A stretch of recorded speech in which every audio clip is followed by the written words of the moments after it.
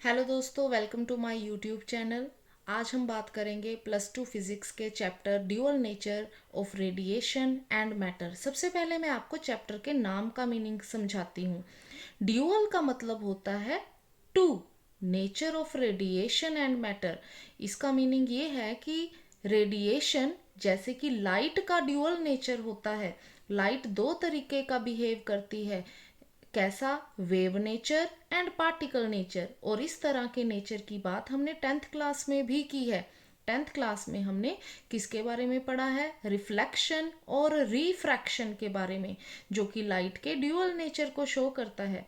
Reflection का जो phenomena है वो लाइट के पार्टिकल नेचर को शो करता है, क्योंकि हमारे पास जब भी कोई मेटालिक शाइनी सरफेस होती है या फिर हमारे पास कोई मिरर होता है, उसके ऊपर जब हम लाइट को स्ट्राइक करते हैं तो वो एक पार्टिकल की तरह, एक मटेरियल बॉडी की तरह उससे टकराकर वापस आ जाती है। और लाइट का जो दूसरा नेचर है जिसे हम वेव नेचर कहते हैं, उसमें क्या होता है? लाइट एक पर्टिकुलर बॉडी को क्रॉस करके उससे आगे निकल जाती है। जैसे लाइट ग्लास स्लैब को क्रॉस करके आगे चली जाती है, लाइट किसी ट्रांसपेरेंट मीडियम में से पास हो जाती है, तो उससे पता चलता है कि लाइट का वेव नेचर भी है। तो जैसे रेडिएशन का या फिर लाइट का ड्यूअल नेचर है, वेव नेचर और पार्टिकल नेचर, उसी तरीके से मैटर का भी ड्यूअल नेचर है। मटेरियल जो हम अपने आसपास देखते हैं, एक ट्रेन, एक बस, एक पेन, एक पेंसिल, हम अगर बात करें मटेरियल बॉडी की तो उसमें इलेक्ट्रॉन और प्रोटॉन भी आ जाते हैं। तो जैसे लाइट का ड्यूअल नेचर है, वो पार्टिकल और वेव की तरह बिहेव करता है, वैसे ही जो मैटर है वो भी लाइट की तरह ही दो नेचर अपने रखता है, एक वेव नेचर और एक पार्टिकल नेचर। इसके बारे में हम इस चैप्टर में पढ़ेंगे। तो सबसे पहले इसमें हम कुछ ऐसी चीज़ें पढ़ेंगे जो इसके मेन टॉपिक के साथ हमें रिलेट करेंगी, उसकी उन चीज़ों की नॉलेज हमें होनी ज़रूरी है। तो सबसे पहला टॉपिक है इलेक्ट्रॉन एमिशन। इलेक्ट्रॉन एमिशन का मीनिंग क्या है? जब कोई भी कंडक्टिंग बॉडी जैसे कि मेटल अपने अंदर से इलेक्ट्रॉन्स को पूरी तरह बाहर निकाल दे, एमिट कर दे, उसे इलेक्ट्रॉन एमिशन कहते हैं। मेटल्स के पास पहले से ही इलेक्ट्रॉन्स होते हैं, हम कहते हैं ना मेटल हैज़ फ्री इलेक्ट्रॉन्स, जिसकी वजह से वो कंडक्ट कर पाते हैं। तो मेटल के पास तो फ्री इलेक्ट्रॉन्स होते हैं, पर वो इलेक्ट्रॉन कभी मेटल की सरफेस को छोड़कर पूरी तरह अलग नहीं होते। वो मेटल की सरफेस पे रैंडमली इधर उधर घूमते रहते हैं, वो एटम की आउटर मोस्ट शेल में घूमते रहते हैं। पर इलेक्ट्रॉन एमिशन का मतलब है मेटल की सरफेस से इलेक्ट्रॉन्स का बिल्कुल ही बाहर आ जाना। वो मेटल के attraction between the atom, nucleus and electron को हम ख़त्म कर देते हैं और इलेक्ट्रॉन बिल्कुल ही मेटल से बाहर आ जाते हैं। इस तरह के एमिशन को कहते हैं इलेक्ट्रॉन एमिशन। अब जो इलेक्ट्रॉन एमिशन है वो 4 टाइप्स का है, मीन्स 4 तरीके हैं हमारे पास किसी भी मेटल से इलेक्ट्रॉन्स को एमिट करवाने के। सबसे पहली चीज़ जो आपको पता होनी चाहिए वो ये है कि मेटल से अगर आप इलेक्ट्रॉन को सेपरेट करना चाहते हो, एमिट करना चाहते हो, तो आपको चाहिए एनर्जी। आप जब मेटल के अंदर प्रेजेंट एटम के अंदर घूम रहे इलेक्ट्रॉन को एनर्जी देंगे, वो इलेक्ट्रॉन न्यूक्लियस के बॉन्डिंग से बाहर हो जाएगा, न्यूक्लियस के बॉन्डिंग से एस्केप हो जाएगा, उससे वो सेफली बाहर आ जाएगा और एमिट हो जाएगा। तो हम मेटल को किस तरीके से वो एनर्जी प्रोवाइड कर सकते हैं कि वो अपने अंदर से इलेक्ट्रॉन एमिशन कर दे? तो पहला पॉइंट है थर्माइनिक एमिशन। यहाँ पे जो थर्म वर्ड है, it has been taken from the word thermodynamics, means temperature, means heat. जब हम मेटल को डायरेक्टली हीट करते हैं सूटेबली, सूटेबली का मतलब है एक पर्टिकुलर टेम्परेचर तक, एक पर्टिकुलर अमाउंट ऑफ हीट जब प्रोवाइड की जाती है, तो वो मेटल की सरफेस इलेक्ट्रॉन्स को एमिट करने लगती है। ऐसे एमिशन को थर्माइनिक एमिशन कहते हैं। फील्ड एमिशन, ये दूसरा तरीका है मेटल के से इलेक्ट्रॉन्स को एमिट करवाने का। फील्ड का यहाँ पे कौन सी फील्ड से रिलेशन है? इलेक्ट्रिक फील्ड से। आपको पता ही है इलेक्ट्रिक फील्ड हम कैसे देते हैं।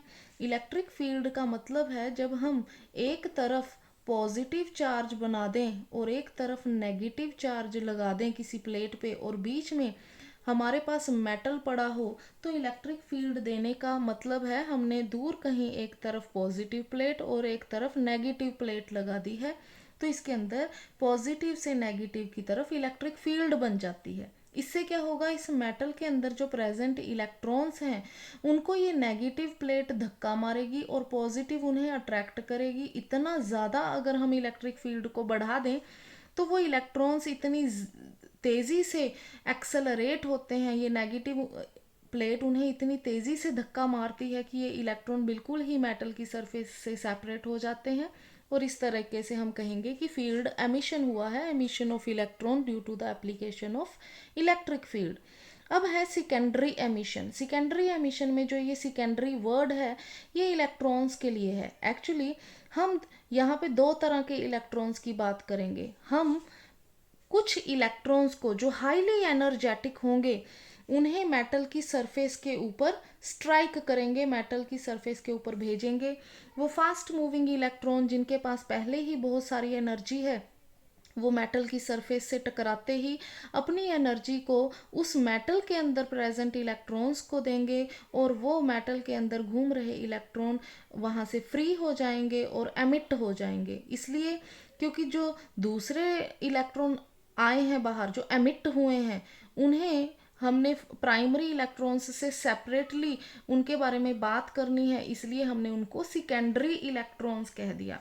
तो हमने कौन से इलेक्ट्रॉन भेजे, हाईली एनर्जेटिक प्राइमरी इलेक्ट्रॉन्स, जो मेटल की सरफेस से टकराकर उन्होंने कौन से इलेक्ट्रॉन एमिट किए, सेकेंडरी इलेक्ट्रॉन्स। तो ये था तीसरे टाइप का इलेक्ट्रॉनिक एमिशन। अब फोर्थ जो कि बहुत इंपॉर्टेंट है, जो इस चैप्टर का मेन टॉपिक है, वो है फोटो इलेक्ट्रिक एमिशन। इसमें जो वो फोटो वर्ड है, ये वर्ड बना है फोटोन से।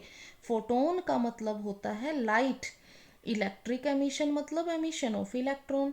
तो हम अगर किसी मेटल की सरफेस से इलेक्ट्रॉन्स को एमिट करवा सकते हैं with the help of photons, या फिर जब हम उस मेटल के ऊपर कोई लाइट को फेंकते हैं, उस लाइट के पास एनर्जी होती है, वो एनर्जी हेल्प करती है इलेक्ट्रॉन्स को मेटल की सरफेस से सेपरेट होने के लिए और एमिट होने के लिए। So it is the phenomena of emission of electron from the surface of metal when radiations of suitable frequency fall on it। इन्होंने ये क्यों लिखा है कि एक पर्टिकुलर फ्रीक्वेंसी की लाइट जब गिरेगी तभी एमिशन होगा। इट मीन्स हर छोटी मोटी लाइट अगर आप मेटल की सरफेस पे फेंक देंगे, चाहे जिसकी एनर्जी कम हो ज़्यादा हो, तो ज़रूरी नहीं कि हर बार ही फोटो इलेक्ट्रिक एमिशन हो।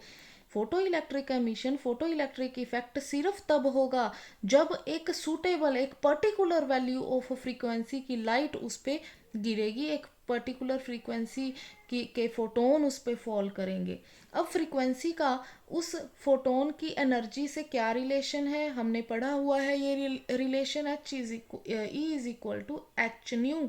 एच क्या है, प्लैंक्स कांस्टेंट, और न्यू क्या है, फ्रीक्वेंसी। सो ये थे 4 टाइप ऑफ इलेक्ट्रॉन एमिशन। इनमें से जो ये फोर्थ पॉइंट है फोटो इलेक्ट्रिक एमिशन, इसको हमने डिटेल में बात करनी है, इसकी ये बहुत इंपॉर्टेंट टॉपिक है। तो अब मैंने यहाँ पे फोटो इलेक्ट्रिक इफेक्ट की एक्सप्लेनेशन टॉपिक लिख दिया है। सबसे पहले हमने बनाया है डायग्राम। तो इस डायग्राम में क्या है, हमारे पास एक ग्लास इवैक्यूएटेड ट्यूब है, कांच की बनी हुई ये एक ट्यूब है। इसके पास यहाँ पे एक विंडो बनी हुई है। ये विंडो क्यों बनी हुई है, क्योंकि फोटो इलेक्ट्रिक इफेक्ट में हमको फोटॉन्स फेंकने हैं, लाइट फेंकनी है। तो लाइट के आने के लिए हमने एक रास्ता बनाया है, यहाँ पे एक विंडो बना दी है। ये विंडो किस मटेरियल की बनी होती है, क्वार्ट्स मटेरियल की बनी होती है। ये क्वार्ट्स क्या करता है, ये एक पोलरॉइड का काम करता है। सोर्स जो है लाइट का, उससे जब लाइट आती है तो ये क्वार्ट्स में से पास होने के बाद मोनोक्रोमैटिक बन जाती है। मोनोक्रोमैटिक लाइट का मतलब है सिंगल कलर की light. Mono means one, chroma means colour. Single colour की लाइट का मतलब है एक सिंगल फ्रीक्वेंसी की लाइट या फिर एक सिंगल वेवलेंथ की लाइट। तो एक पर्टिकुलर वेवलेंथ या फ्रीक्वेंसी की लाइट जो है उसको हम किसके ऊपर इंसिडेंट करवा रहे हैं, एक मेटल की सरफेस के ऊपर, क्योंकि इलेक्ट्रॉन्स तो मेटल की सरफेस से ही निकलेंगे। तो यहाँ पे जो सी नाम दिया है वो दिया है एक मेटल को, जो आगे जाकर किससे कनेक्टेड है, एक नेगेटिव टर्मिनल ऑफ बैटरी से। हमने इसे नेगेटिव टर्मिनल से क्यों कनेक्ट किया है, पहले तो हम बात कर लेते हैं कि फोटो इलेक्ट्रिक इफेक्ट में शो करने के लिए हमें एक मेटल की सरफेस चाहिए, वो हमने यहाँ पे लगा दी, हमने एक मेटल की प्लेट यहाँ लगा दी। अब अगर एक सोर्स ऑफ लाइट से जो फोटॉन्स आए वो इस फोटो सेंसिटिव मेटल प्लेट पे गिरेंगे, तो वो हो सकता है उनकी एनर्जी इतनी ज़्यादा हो कि वो इसमें से इलेक्ट्रॉन्स को एमिट कर दें, हो सकता है। बाकी कब एमिशन होगा वो मैं डिटेल में समझाऊंगी। तो जब यहाँ से इलेक्ट्रॉन्स एमिट होंगे तो वो हम चाहते हैं कि इस प्लेट से दूर जाने शुरू हो जाएं, अपने आप ही इस मेटल की सरफेस से सेपरेट होकर दूर जाने शुरू हो जाएं। इसके लिए हमने इस मेटल को कैथोड बना दिया है, इसको नेगेटिव टर्मिनल से ज्वाइन कर दिया है बैटरी के। इसका मतलब जैसे ही इलेक्ट्रॉन एमिट होंगे, ये नेगेटिव टर्मिनल से जुड़े होने के कारण उन इलेक्ट्रॉन्स को एमिट होते ही दूर भेजना शुरू कर देता है। अब ये जो इलेक्ट्रॉन्स हैं वो कैथोड से दूर होने शुरू हो जाते हैं, और इस तरफ एक प्लेट हमने लगाई है जिसको के ऊपर मैंने ए लिखा है, ये एनोड है। ये पॉजिटिव टर्मिनल ऑफ बैटरी से जुड़ा है, और पॉजिटिव क्या करेगा, इन एमिटेड इलेक्ट्रॉन्स को अपनी तरफ खींचना शुरू कर देगा। तो ये इलेक्ट्रॉन्स एनोड की तरफ जाना शुरू कर देंगे, एनोड पे इकट्ठे होकर ये फर्दर इस वायर में जाएंगे। यहाँ मैंने एक एमीटर लगाया है, ये एमीटर हमें बता देगा कि फोटो करंट शुरू हो चुका है या नहीं। सोर्स ऑफ लाइट से जब फोटॉन्स गिरे तो क्या फोटो करंट मतलब कि फ्लो ऑफ इलेक्ट्रॉन स्टार्ट हो चुका है या नहीं, इस एमीटर में रीडिंग से पता चल जाएगा। यहाँ ये जो साइन है ये माइक्रो एम्पेयर का है, कि जो करंट है वो माइक्रो एम्पेयर में हम कलेक्ट करेंगे। Voltmeter potential difference measure करने के लिए लगा दिया गया है। तो ये एक बेसिक सा मैंने आपको बता दिया है कि फोटो इलेक्ट्रिक इफेक्ट में एक्चुअली होता क्या है, पर इसकी बहुत सारी डिटेल मैं नेक्स्ट पेज पे करती हूँ। So let us move to next page. Students, जैसा कि मैंने कहा कि फोटो इलेक्ट्रिक इफेक्ट हमेशा नहीं होता। जब भी हम लाइट को किसी मेटल की सरफेस पे फेंकते हैं, ज़रूरी नहीं कि हमेशा ही फोटो इलेक्ट्रिक इफेक्ट हो जाए। तो फोटो इलेक्ट्रिक इफेक्ट होने के लिए हमें क्या रिक्वायरमेंट चाहिए, उसकी बात हम करेंगे। तो जो यहाँ पे मैंने ऑलरेडी लिखा हुआ है इसको मैं बाद में समझाऊंगी। पहले मैं आपको एक कॉन्सेप्ट बता रही हूँ जो फोटो इलेक्ट्रिक इफेक्ट में बहुत ज़रूरी है। देखिए, सबसे पहले मैंने बात की कि एक सोर्स ऑफ लाइट है जिससे फोटॉन्स आएंगे, तो इसे हम कहेंगे इंसिडेंट लाइट। इस इंसिडेंट लाइट की एनर्जी मान लो 10 जूल है। यहाँ पे जो मैंने मेटल की सरफेस लगाई है, इस मेटल की सरफेस के अंदर इलेक्ट्रॉन्स प्रेजेंट हैं। मान लो इस मेटल की सरफेस से इलेक्ट्रॉन्स को उखाड़ने के लिए, सिर्फ उखाड़ने के लिए हमें 7 जूल एनर्जी चाहिए। तो हमने देखा कि 10 जूल एनर्जी की तो लाइट आ रही है, और हमें जो मिनिमम एनर्जी चाहिए, सबसे कम एनर्जी जो इस मेटल की सरफेस से इलेक्ट्रॉन्स को उखाड़ सके, वो 7 जूल है। तो क्या फोटो इलेक्ट्रिक इफेक्ट हो जाएगा? बिल्कुल होगा, क्योंकि जितनी एनर्जी हमें चाहिए उससे ज़्यादा एनर्जी की लाइट आ रही है, तो फोटो इलेक्ट्रिक इफेक्ट हो जाएगा। अब फोटो इलेक्ट्रिक इफेक्ट होने के लिए हमें तो 10 में से सिर्फ 7 जूल एनर्जी ही यूज़ करनी पड़ी। अब बची हुई एनर्जी का क्या होगा? बची हुई एनर्जी कुछ और नहीं बल्कि एमिटेड इलेक्ट्रॉन्स की काइनेटिक एनर्जी बन जाएगी।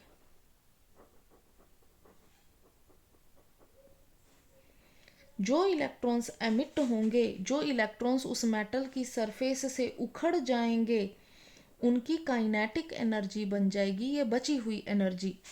अगर मैं आपको ये कहूँ कि मेरे पास जो मेटल है जिसको अपने इलेक्ट्रॉन्स को एमिट करने के लिए कम से कम 7 जूल एनर्जी चाहिए, उसके ऊपर मैंने एक ऐसी लाइट फेंकी जिसकी एनर्जी 6 जूल थी, तो अब आप खुद ही बताइए क्या फोटो इलेक्ट्रिक इफेक्ट होगा? नो, कोई फोटो इलेक्ट्रिक इफेक्ट नहीं होगा।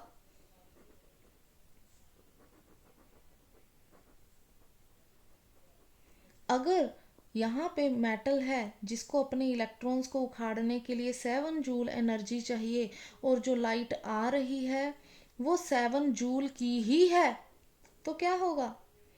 फोटो इलेक्ट्रिक इफेक्ट होगा, पर जो इलेक्ट्रॉन्स उखड़ेंगे उनके पास कोई भी काइनेटिक एनर्जी नहीं होगी। क्यों नहीं होगी कोई भी एनर्जी, काइनेटिक एनर्जी? क्योंकि जितनी एनर्जी लाइट के पास थी वो पूरी की पूरी इलेक्ट्रॉन्स को उखाड़ने में लग गई। तो जब मैं इसकी बात कर रही हूँ, ये फिक्स्ड एनर्जी जो मेटल के वो चाहिए ही चाहिए अपने इलेक्ट्रॉन्स को उखाड़ने के लिए, इस मिनिमम एनर्जी को हम कहते हैं थ्रेशहोल्ड एनर्जी या फिर work function of the metal.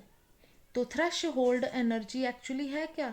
It is the minimum energy, ये कम से कम एनर्जी है जो चाहिए ही चाहिए किसी भी मेटल की सरफेस से इलेक्ट्रॉन्स को एमिट कराने के लिए। ओके, पर यह आपने याद रखना है कि मेटल टू मेटल इस थ्रेशहोल्ड एनर्जी या फिर वर्क फंक्शन की वैल्यू बदलती रहती है। कॉपर के लिए अलग होगी, सिल्वर के लिए अलग होगी, गोल्ड के लिए अलग होगी।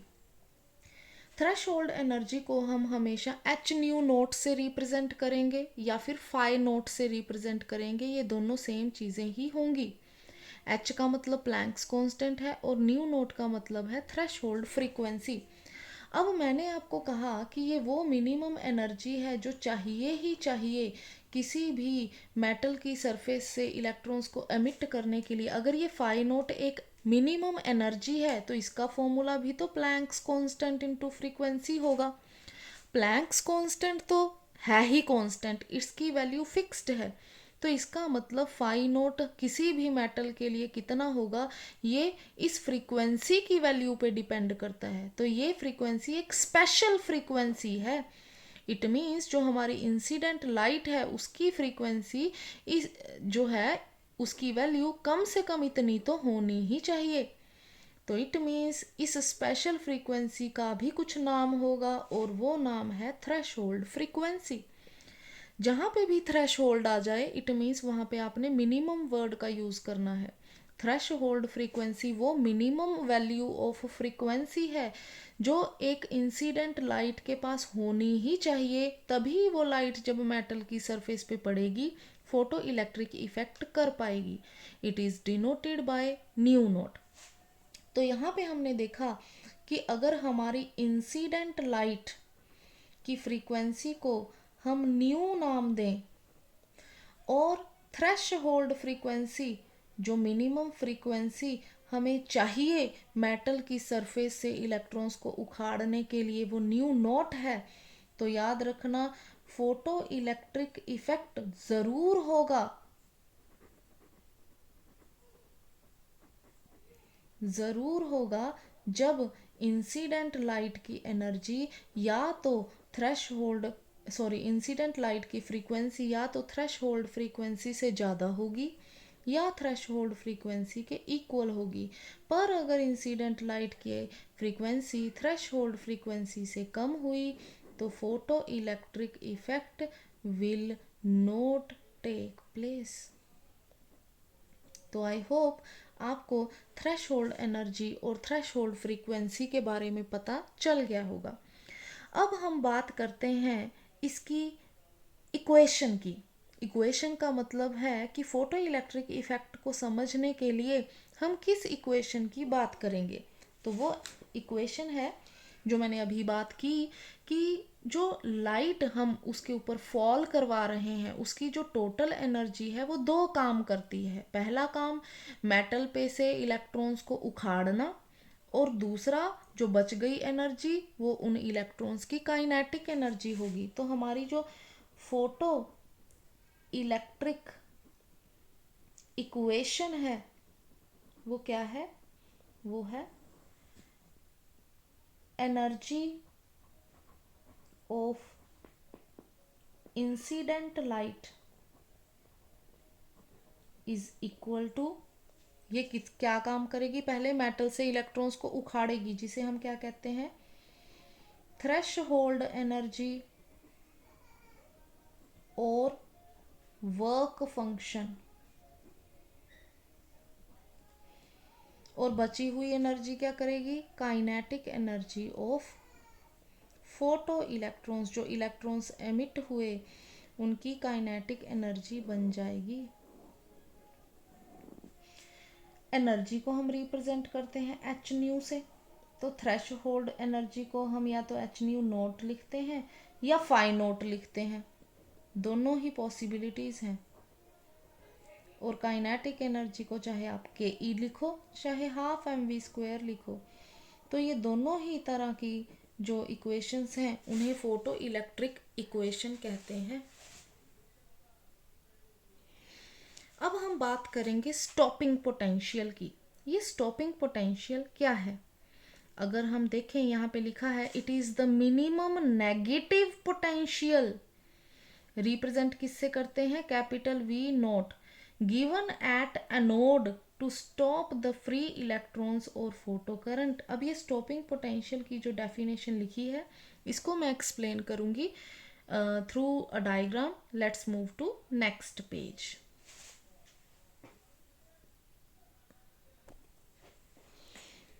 अगर हम बात करें नेक्स्ट टॉपिक स्टॉपिंग पोटेंशियल की, तो स्टॉपिंग पोटेंशियल क्या है, स्टॉपिंग पोटेंशियल इट मीन्स ये एक ऐसा पोटेंशियल है जो स्टॉप करता है, किस चीज को स्टॉप करता है, फोटो इलेक्ट्रॉन्स को। इसको और डिटेल में समझते हैं। स्टूडेंट्स, मैंने अभी कहा कि जो इंसिडेंट लाइट की एनर्जी है वो दो काम करती है, पहला इलेक्ट्रॉन्स को उखाड़ने का और दूसरा काइनेटिक एनर्जी प्रोवाइड करने का। बाकी की बची हुई एनर्जी उन फोटो इलेक्ट्रॉन्स की काइनेटिक एनर्जी बन जाती है। तो जो ये वर्क फंक्शन है इसका फॉर्मूला मैं आपको बता चुकी हूँ, ये है Planck's constant into threshold frequency. पर हम इलेक्ट्रॉन्स की जो एमिट हुए हैं उनकी काइनेटिक एनर्जी कैसे ढूंढ सकते हैं, तो ये स्टॉपिंग पोटेंशियल हमें ये काइनेटिक एनर्जी ही ढूंढने में हेल्प करता है।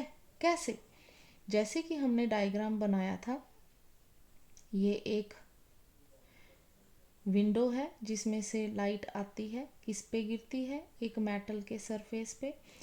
अब जैसे ही उस मेटल की सरफेस पे फोटॉन्स गिरे, लाइट गिरी, तो अभी हमने यहाँ कैथोड बनाया था, यहाँ पे एनोड बनाया था। कैथोड मतलब जो आगे नेगेटिव टर्मिनल ऑफ बैटरी से जुड़ा है, और एनोड जो कि आगे एक एमीटर से जुड़ा है जो माइक्रो एम्पेयर में करंट को मेजर करता है। और यहाँ पे एक की लगी है, और ऐसे यहाँ पे एक वोल्ट मीटर आप लगा सकते हैं और एक रियोस्टेट भी लगा सकते हैं। अब मैंने क्या कहा था कि ये कैथोड उन इलेक्ट्रॉन्स को धकेलने लगता है और एनोड उन्हें अट्रैक्ट करता है, जिससे कि करंट फ्लो होने लगता है और हम एमीटर में करंट को नोटिस करते हैं। अगर हम एनोड जो पॉजिटिव से जुड़ा होता है उस पे अभी हम कोई वोल्टेज ना दें, इस कैथोड पे भी हम कोई वोल्टेज ना दें, मीन्स हम इस सर्किट को ओपन रखें, तो क्या होगा, अभी हमने ओपन रखा हुआ था, हमने लाइट फेंकी, फोटो इलेक्ट्रिक इफेक्ट हुआ, इस मेटल ने अपने अंदर से इलेक्ट्रॉन्स को निकाल दिया। अब इलेक्ट्रॉन्स जो थे वो रैंडमली इधर उधर जा रहे थे, कोई इधर को जा रहा है, कोई इधर को जा रहा है, कोई ऊपर कोई नीचे, क्योंकि उनके पास इलेक्ट्रॉन्स तो हैं। सॉरी, उनके पास काइनेटिक एनर्जी तो है पर उनके पास कोई डायरेक्शन नहीं है कि उनको किस तरफ जाना है, क्योंकि अभी तक मैंने सर्किट को ओपन रखा है। ये जो इलेक्ट्रॉन्स होते हैं इनकी काइनेटिक एनर्जी अलग अलग होती है। अब ये आपको याद रखना है। अब हम चेक करना चाहते हैं कि इन इन अलग अलग काइनेटिक एनर्जी वाले इलेक्ट्रॉन्स में से जब जो मैक्सिमम काइनेटिक एनर्जी होगी वो कितनी होगी, ज़्यादा से ज़्यादा कितनी काइनेटिक एनर्जी होगी। तो हम इस एनोड पे जहाँ हम पॉजिटिव पोटेंशियल देते थे, हम वहाँ पे नेगेटिव पोटेंशियल देने लग जाते हैं। क्यों? हम देखना चाहते हैं कितनी एनर्जी लगाने के बाद हम इन इलेक्ट्रॉन्स को रोक पाएंगे और वही उन इलेक्ट्रॉन्स की काइनेटिक एनर्जी होगी। अगर कोई बस हमारी तरफ बड़ी तेज़ी से बढ़ती हुई आ रही है, मैं चेक करना चाहती हूँ उस बस की काइनेटिक एनर्जी कितनी है, तो वहाँ पे मैं एक मशीन लगा दूंगी जो उस आ रही बस को रोकने की हेल्प करेगी, रोकने की कोशिश करेगी। हमें उस मशीन की हेल्प से उस बस को बिल्कुल स्टॉप करने के लिए जितनी एनर्जी लग जाएगी वही उस बस की काइनेटिक एनर्जी होगी। ये आपको पता है। तो हमने देखा कि जब फोटॉन्स गिरने से इलेक्ट्रॉन्स एमिट हुए जो रैंडमली इधर उधर जा रहे थे, जिनके पास अलग अलग काइनेटिक एनर्जीज थी और किसी ना किसी के पास मैक्सिमम काइनेटिक एनर्जी भी थी, बिना यहाँ पे कोई पोटेंशियल दिए वो इलेक्ट्रॉन में से उन इलेक्ट्रॉन्स में से कुछ ही इलेक्ट्रॉन्स तो यहाँ पहुँच ही रहे होंगे ना। अब हमने जब इस एनोड पे नेगेटिव पोटेंशियल लगाना शुरू किया, क्योंकि नेगेटिव पोटेंशियल ही आ रहे नेगेटिवली चार्ज इलेक्ट्रॉन को रोक पाएगा, तो ये नेगेटिव पोटेंशियल उन इलेक्ट्रॉन्स को रिपेल करने लगता है। हम नेगेटिव पोटेंशियल बढ़ाना शुरू कर देते हैं, बढ़ाते बढ़ाते एक ऐसा पोटेंशियल आता है, एक ऐसा नेगेटिव पोटेंशियल हम देते हैं कि जो ये इलेक्ट्रॉन्स हैं जो एमिट हुए थे वो एमिट तो होते हैं पर वो यहीं रुक जाते हैं, वो आगे नहीं बढ़ पाते, क्योंकि ये नेगेटिव पोटेंशियल जो हम एनोड पे देते हैं वो उनको धक्का मार के रोक देता है। एमिट तो हो रहे हैं पर यहाँ करंट कोई फ्लो नहीं करेगा क्योंकि वो एनोड तक पहुंच ही नहीं पाते। तो मान लो वो नेगेटिव पोटेंशियल जो हम एनोड पे देते हैं क्या करने के लिए, फोटो इलेक्ट्रॉन्स को स्टॉप करने के लिए, ताकि कोई करंट एमीटर में नज़र ना आए, उस नेगेटिव पोटेंशियल को ही स्टॉपिंग पोटेंशियल कहते हैं। तो स्टॉपिंग पोटेंशियल मैंने अभी बताया क्या था, ये एक नेगेटिव पोटेंशियल है जो कहाँ पे दिया जाता है, एट एनोड। क्या करने के लिए? टू स्टॉप इनकमिंग और एमिटेड फोटो इलेक्ट्रॉन्स। और उस वक्त करंट कितना शो होने लगता है? Current becomes zero. Stopping potential को हम किससे डिनोट करते हैं? वी नोट से। ये स्टॉपिंग पोटेंशियल है, इसकी एसआई यूनिट वोल्ट होती है। तो जो स्टॉपिंग पोटेंशियल है वो एनर्जी तो नहीं है, वो तो पोटेंशियल है। हम इसे काइनेटिक एनर्जी, इससे काइनेटिक एनर्जी कैसे फाइंड कर सकते हैं? हमें पता है, हमने 10th क्लास में पढ़ा है, potential is defined as work पर यूनिट चार्ज। ये हमने 10th क्लास में पढ़ा था। और वर्क ही एनर्जी होती है। तो अगर आप किसी पोटेंशियल को चार्ज से मल्टीप्लाई करते हो वो एनर्जी में बदल जाता है। तो अगर हम काइनेटिक एनर्जी ढूंढना चाहते हैं इन फोटो इलेक्ट्रॉन्स की मैक्सिमम काइनेटिक एनर्जी, वो क्या होगी? स्टॉपिंग पोटेंशियल की वैल्यू। वैसे स्टॉपिंग पोटेंशियल नेगेटिव होता है पर हम उसकी सिर्फ वैल्यू की बात करेंगे, इनटू चार्ज ऑफ इलेक्ट्रॉन। वो भी हम पॉजिटिव ही लेंगे क्योंकि अगर नेगेटिव ले भी लो, नेगेटिव चार्ज होगा इलेक्ट्रॉन का, नेगेटिव ही पोटेंशियल है, वो अपने आप पॉजिटिव बन जाएगा काइनेटिक एनर्जी। तो काइनेटिक एनर्जी का ये फॉर्मूला आ गया। तो जो मैंने एक इक्वेशन लिखी थी, H nu equals to H nu naught plus K E, जिसको मैंने H nu equals to phi naught plus half M V square लिखा था, उसको हम एक और चीज़ भी लिख सकते हैं और वो है ई वी नॉट। तो आज के लिए हम इतना ही करेंगे। अगर आपको पसंद आई वीडियो तो ज़रूर लाइक करें, सब्सक्राइब करें और कमेंट बॉक्स में लिखें ताकि मैं ऐसी और वीडियोस अपलोड करती रहूं। Thank you.